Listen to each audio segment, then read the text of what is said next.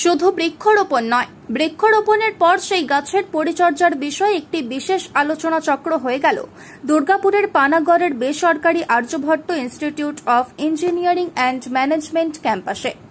বুধবার সকালে কলেজের প্রেক্ষাগৃহে উক্ত আলোচনা চক্রে উপস্থিত ছিলেন কাকসা ব্লকের ভারপ্রাপ্ত যুগ্ম block development officer Suvendu Ganguly, Kaksa forest range officer Pranab Kumar Das, Durgapur government কলেজের বোটানি বিভাগের প্রফেসর অশোক ভট্টাচার্য, ওই কলেজের অ্যাসিস্ট্যান্ট প্রফেসর বোটানি শুভজিৎ ওঝা সহ বিশিষ্ট ব্যক্তিরা। অনুষ্ঠানে বৃক্ষরোপণ কর্মসূচি এবং পরবর্তী সময় গাছের লালন পালন নিয়ে আলোচনা শেষে বর্তমান পরিস্থিতিতে গাছের পরিচর্যা নিয়ে জানাতে গিয়ে দুর্গাপুর সরকারি মহাবিদ্যালয়ের প্রফেসর অশোক ভট্টাচার্য জানান, হ্যাঁ, এটা খুব ভালো একটা মানে উপস্থাপনা আপনি করেছেন।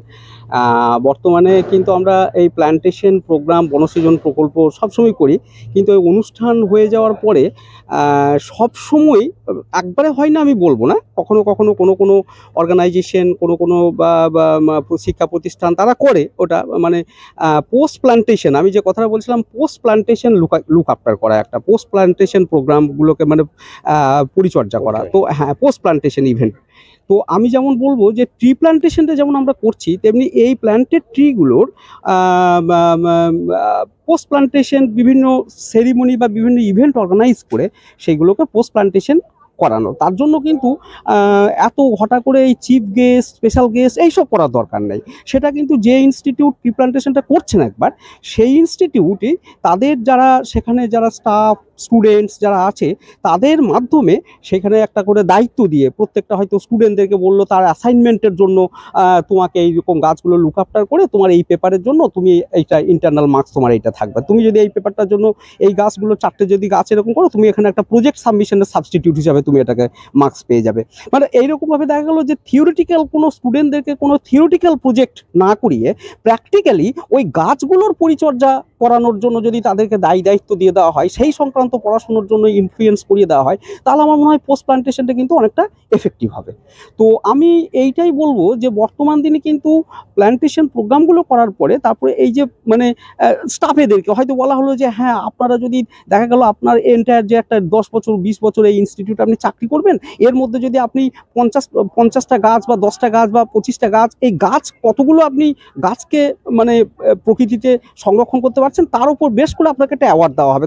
আগামী দিনেও পরিবেশ সচেতনতা বিষয়ে অনুষ্ঠান কর্মসূচি গ্রহণ করার মাধ্যমে সমাজ সচেতনতার কর্মকাণ্ড চালানো হবে বলে জানিয়ে কলেজের প্রধান অধ্যাপক অনিন্দ অগস্তি বলেন, আজকে আমাদের আর্যভট্ট ইনস্টিটিউটসে প্রোগ্রাম হচ্ছে, ট্রি প্ল্যান্টেশন ড্রাইভ হচ্ছে, ঠিক আছে, যেটা আমরা সবাই করে থাকি আর করা উচিত। এখন ইকোসিস্টেমটাকে ব্যালেন্স করার জন্য গাছ লাগানো সত্যি খুব দরকার সবারই, ঠিক আছে। তাই জন্য আমরা আজকে গাছ লাগানো প্রোগ্রাম হচ্ছে, সব ছাত্রছাত্রী এবং আমাদের বিশেষ অতিথিরাও আছেন, সবাই মিলে গাছ লাগানো।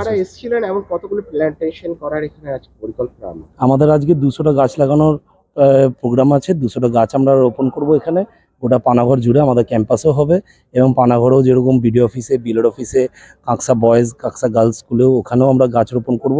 সব জায়গায় আমাদের ওখানে গাছ রোপণ করা হবে। আর আমাদের মধ্যে এখানে অতিথি হিসেবে এসেছিলেন জয়েন্ট বিডিও স্যার, এসেছিলেন কাকসা গার্লস থেকে প্রিন্সিপাল ম্যাডাম এসেছিলেন আমাদের, তারপর আমাদের ব্লাড ক্যাম্প থেকে এসেছিলেন, আর আমাদের রোটারি ক্লাব থেকে এসেছিলেন অতিথিরা, আর আমাদের এইচডিএফসি ব্যাংক থেকে ব্রাঞ্চ ম্যানেজার এসেছিলেন, আর আইসিসি ব্যাংক থেকে তাদের রিপ্রেজেন্টেটিভ এসেছিলেন।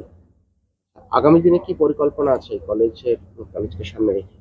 কলেজকে সামনে রেখে আমরা আরও এগোতে চাই। আমাদের এই কলেজ হচ্ছে 2003 সালে এস্টাবলিশড হয়েছে, 2003 সালে। আজকে আমাদের হয়ে গেল নিয়ার অ্যাবাউট 21 ইয়ার্স কলেজের এস্টাবলিশমেন্ট থেকে। তো আমরা আরও আগে এগিয়ে নিয়ে যেতে চাই কলেজটাকে। অনুষ্ঠান শেষে এদিন কলেজ ক্যাম্পাসে উপস্থিত অতিথিদের দিয়ে একটি বৃক্ষরোপণ কর্মসূচি উদযাপন করা হয়।